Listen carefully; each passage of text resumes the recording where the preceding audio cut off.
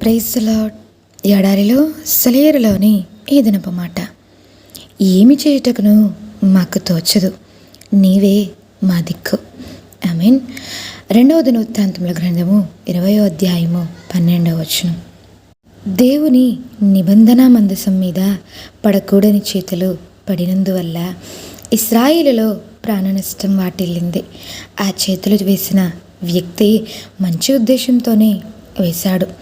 గతుకుల బాటలో ఎద్దులు నడిచిపోతూ ఉంటే మందసం జారి క్రింద పడకుండా పట్టుకున్నాయా చేతులు.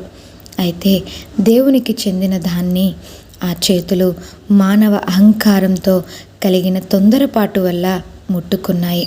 వెంటనే నిర్జీవంగా ఆ శరీరం నేలకూలింది. మన తెలివిని ఉపయోగించి దేవునికి సంబంధించిన వాటిని సరిచేయాలనుకునేవాడు విశ్వాసరహితమైన వ్యక్తి. మనం దేవునిపై ఒక బాధ్యతను వదిలేసినప్పుడు ఇక పూర్తిగా మన చేతులు దులిపేసుకోవాలి. మన సహాయం జోక్యం లేకపోతే ఆయన బాధ్యతని బహుచక్కగా నిర్వహించగలడు. దేవునిలో నిశ్చింతగా ఉండండి. ఆయన కోసం ఓపికతో కనిపెట్టండి. తన అన్యాయాల్లో వర్ధిల్లేవాన్ని చూసి వ్యసనపడకండి. కుయుక్తులు పని కాలం గడుపుకునేవాడిని చూసి అసూయపడకండి. కొన్నిసార్లు అంతా అంతమైపోయినట్టు అనిపిస్తుంటుంది. దేవునికి తెలుసు ఈ విషయం. కానీ ఆయనను తన ఇష్టం వచ్చిన సమయంలో ఇష్టం వచ్చిన రీతిలో పని చేయడానికి ఆయనకు పూర్ణాధికారం ఇచ్చి ఆయనపై నమ్మకం ఉంచి మనం ఓపికతో కనిపెడితే సరైన సమయంలో ఆయన పూనుకుంటాడు. కొన్నిసార్లు మెదలకుండా ఊరుకోవడంలో వివేకం ఉంది.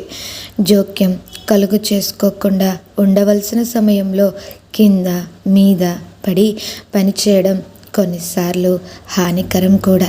ఎందుకంటే తన సర్వాధికారంతో దేవుడు ఆ పనిని తన ఆధీనంలో చేసుకున్నాడు. నిర్గంధపోయి విన్నవించుకున్నాను, ప్రభు సరిచేయి దీన్నంటూ. నా తలకి మించిన పని ఇది. వేలు పెట్టే సాహసం లేదు. నా చెయ్యి వణుకుతుందేమో, వస్తువు జారిపడి పగులుతుందేమో, దానికి నువ్వే తగిన వాడవి. సందేహంతో అడిగాను, ప్రభు వివరించు దీన్నంటూ. ఏది సత్యం, ఏది క్షేమ మార్గం, దేనివల్ల నాకు లాభం తెలుసుకునే తెలివి లేదు.